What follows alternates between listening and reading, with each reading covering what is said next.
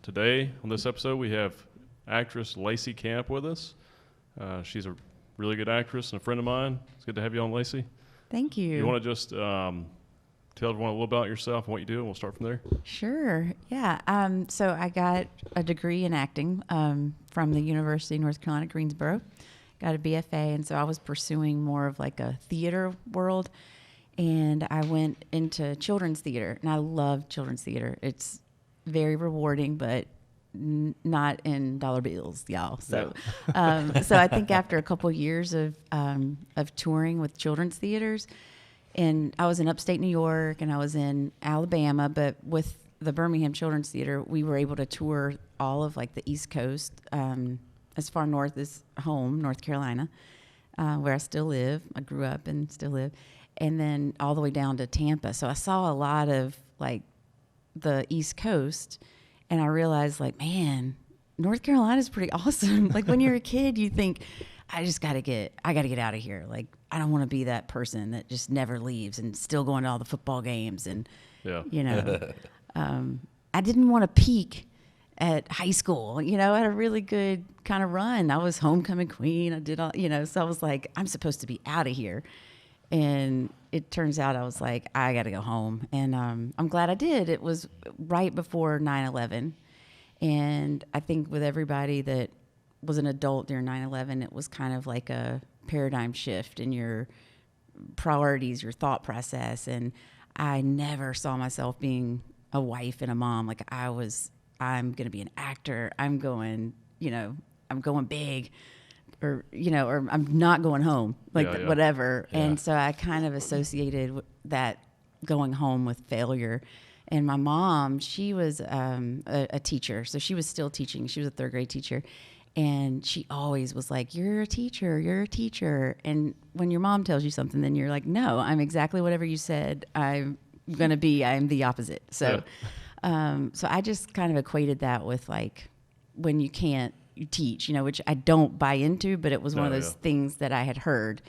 Because I really do have a good theory about teaching acting. But I went back home, and my former drama teacher from high school ran into me in town, and she was like, I'm so glad to see you. I've been praying for somebody to come and take my job, and you're the one. She had this great Louisiana accent. She's passed away, and I think about her all the time because I had no idea how much she would shape my future. And I was kind of dumb enough to think, well, I'm an actor. I'll act like a teacher. And that, anybody who has really been born to teach knows that is not the way to go into teaching. It's hard. It's very hard work, and it's not a whole lot more money than being a theater performer. So, but anyway, it's where I went, and I started teaching at my alma mater, and that was pretty cool to be back there with some of my former teachers, and I enjoyed it. I met Clark, my husband, right that first year of teaching, and we were married that summer. So, oh wow, really quick. That's yeah, awesome. Get him, Clark. Yeah, locked it down. Clark's in here, by the way. Yeah. Back over here. The bragging there. Well, he was the basketball assistant coach and head JV basketball coach, and I was the drama teacher, so we would like run the pep rallies and everything. So it was kind of cool we felt like all the kids identified with us and felt like we were like the high school sweethearts of the group, That's cool. And then we had our own kids, and it was like all of a sudden, y'all are great, but we got to go home now. Like this is, it's a lot of work. Like teachers don't make enough money. If you're doing your job to completion, you're working 80 hours a week. Like it's more work than you should have to do to do it well. And a lot of people, have that personal drive, that commitment to the kid that's more than just meeting, the need that you're required to do. So if you have that, I want to follow through. I want to do all this. You're exhausted. And like I said, I didn't go to school to be a teacher, and I knew real quick, the teachers that were meant for this care about the left brain and the right brain and how to differentiate between for this learner and that. And I'm like, I just want y'all to be good people. How you doing? What'd you do this weekend? Were you good to your mama? I'm like, this is not the way teaching is supposed to be. So anyway, I loved teaching. And this was what I was saying, how I've got a theory on those who can't teach. I am so grateful for the time that I spent as an actor acting like a teacher, because every day I felt like I was doing improv. I was trying to act like I'm not exhausted or, whatever. And I'm pitching this assignment and trying to sell it and get these kids excited. And it was a lot of improv work. And I feel like that really helped me as I went further. I was still acting. I was teaching, but I was trying to act. So I needed an agent.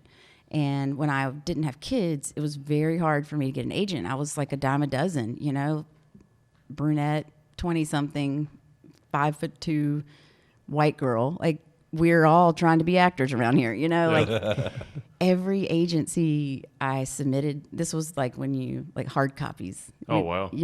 Like you send your headshots and, it gets expensive. And when you don't have a lot of money to invest, and that's one thing I do like to tell actors, like, you have to approach acting like an investment in a business. Yep. And if you don't have a little nest egg, you're gonna get you're gonna get discouraged, and it's gonna not go well. You have to have a little bit of money to put up front and feel good about it. Like, I'm worth this investment, Yeah. So I was trying. Pay for good headshots. Exactly. Like that. Yeah. And so I was sending everything out, the packets everywhere, and I just would get, at this time, we don't need you. Like, and I didn't, you need to get more experience. I'm like, okay, how do you get more experience? We have to get an agent. Well, how do I get an agent? You need more experience. And I'm like, what? Yes. It's frustrating at first. Very frustrating. Yeah.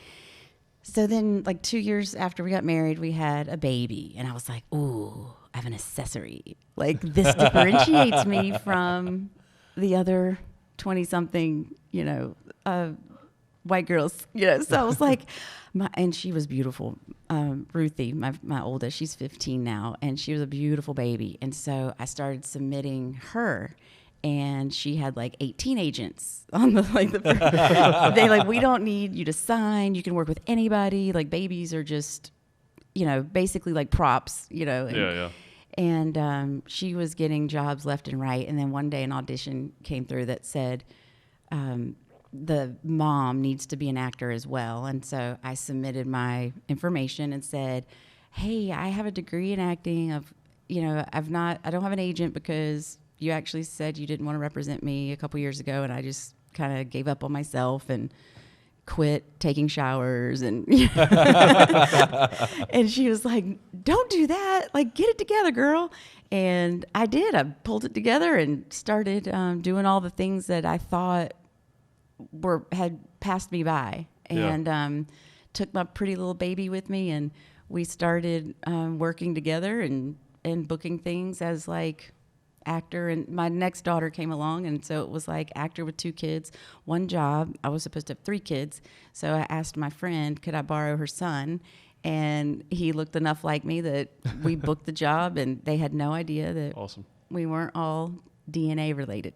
That's cool. But that was when I was like, okay, I'm gonna try to juggle the acting and teaching at the same time, but knowing in my heart, like, I'm breaking my mom's heart because I really wasn't the kind of teacher she was. Yeah. The good thing about teaching, though, is you can learn a lot from teaching. Like, if you're teaching what you're interested in, you can actually learn a lot about what you're. Exactly. About your craft. And that's how I got hired as a teacher, was because they were like, you know this craft. Mm-hmm. And I was very confident in being a teacher of the craft. I was not confident of getting everybody to sit down and shut up. And, like, that's the part that that's why people need to go into education and learn classroom discipline and how to manage, like, different personalities and that's what was overwhelming for me. And I was like, I can't act like a teacher anymore. Like, this is getting over my head. And I was starting to pick up a little bit more opportunities to go to Atlanta and work on different shows. And so I finally quit teaching. And my husband came home one day, and I was sitting in the bed, like, middle of the day with the covers like up to my nose. And he was like, what happened? Are you okay? And I'm like, I think you're going to be mad at me. And he's like, well, what? As long as you didn't quit your job. And then I like put the covers over my head. I was like, he was like, you quit your job. Like, I don't think we were ready for that. I don't know if we can afford that yet. And he's in education too. And he was a classroom teacher at the time. And now he's more of like a testing coordinator. But it wasn't a smart financial move. But I had been at the Actors Lab and had been motivated to make choices that were like, you know, take a leap of faith.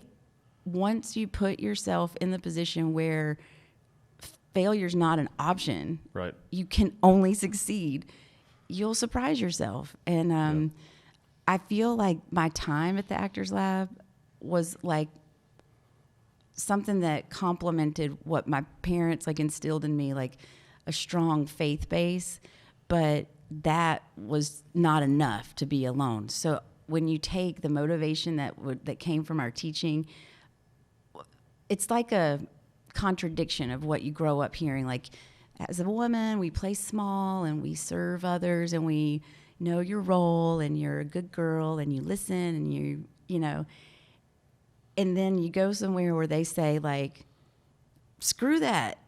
You need to go after what you want. You need to be like, visualize where you want to be, go for it, dream big, don't apologize for yourself. Stop saying, oh, I'm sorry. Yeah. And it unlocked something in me that with the two things allowed me to get to the point where I quit my job and I'm getting ready to be badass. Like, I'm doing it.